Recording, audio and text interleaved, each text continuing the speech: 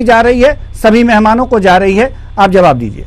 तिवारी जी, पहली बात तो ये जो सुन लीजिए आप, हम लोग यहाँ पर बाई चॉइस हैं, बाई चांस नहीं है। हमारे पुरखों ने अपना खून बहाया है।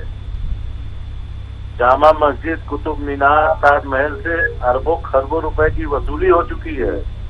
और यदि आपको ये लगता है कि ये सारी मस्जिदें गिरा देनी चाहिए, तो आप माननीय मोदी जी को बताइए कि हम लोगों का प्लेस बता दें कि हम लोग कहाँ जाएं। हम लोगों की जगह अलग कर लें, आप लोग सुकून से रहें, हम लोग सुकून से रहें। अब आप लोग पावर में हैं, करा दीजिए इसको आप। जी सुशील तिवारी जी, पहले हम ये एक बात स्पष्ट करना चाहेंगे कि भारत सबका है, भारत राज्यों का संघ है, भारत सबका है, इसमें सभी लोग रहते हैं। ने कहा कि मस्जिदें गिरवा दी जाएं, तो आप तिवारी जी ब्लेम क्यों झेल रहे हैं अपने ऊपर? बिल्कुल जी, ये बातें नहीं होनी चाहिए, ये बातें नहीं होनी चाहिए।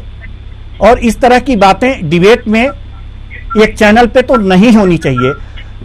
एक सार्थक बात हो, ये भारत सबका है, हिंदू मुस्लिम सिख ईसाई, और सौहार्द बना रहना चाहिए। वो सौहार्द किस तरह से बना रहना चाहिए, इसीलिए ये डिबेट हो रही है, इसीलिए ये बहस हो रही है। जी अब सुशील तिवारी जी जवाब दीजिए।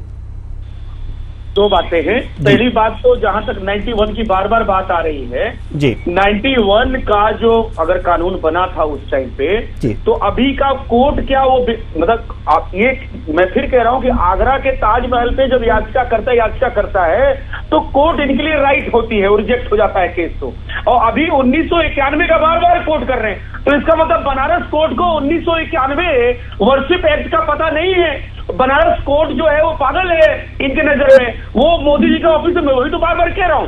और जहां तक बात है कि इन्होंने कहा बाई चॉइस है, तो भाई साहब आपने खून पसीने बहाए थे, तो आपको 1947 में 5 करोड़ की आबादी थी आपको। आप पहली बात तो बार बार सपा के प्रवक्ता कह रहे हैं कि हम अल्पसंख्यक है। अरे भैया 5 से 45 करोड़ हो गए हो, अभी भी अल्पसंख्यक बने रहोगे। नंबर 1। नंबर 2, बाई चॉइस, ठीक है, बाई चॉइस जो बार बार हमारे राष्ट्रवादी मुसलमान भाई हैं, इरफान खान, बड़े अच्छे मुस्कुराहट है इनकी, बड़े अच्छी पर्सनालिटी है, अच्छी बात है। हम राष्ट्रवादी मुसलमानों की बड़ी कदर करते हैं।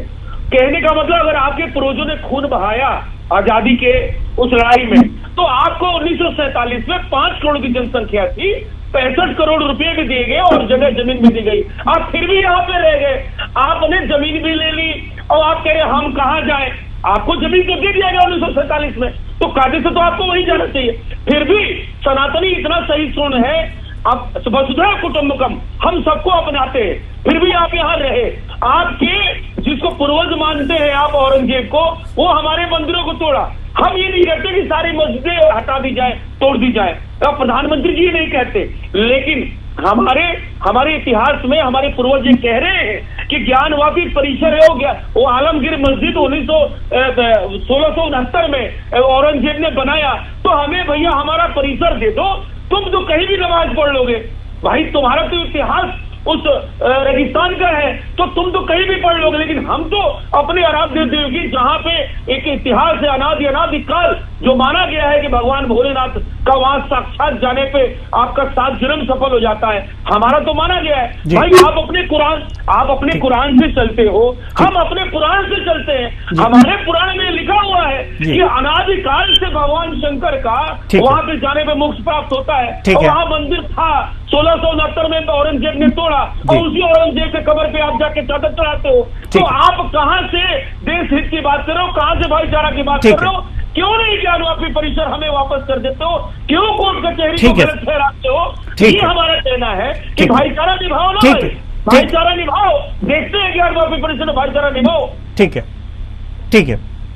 अब घड़ी की सुइयां इजाजत नहीं देती कि हम इस चर्चा को और आगे बढ़ाएं, इसलिए सभी मेहमानों का बहुत बहुत धन्यवाद। आप आए और अपने अपने विचार साझा किए।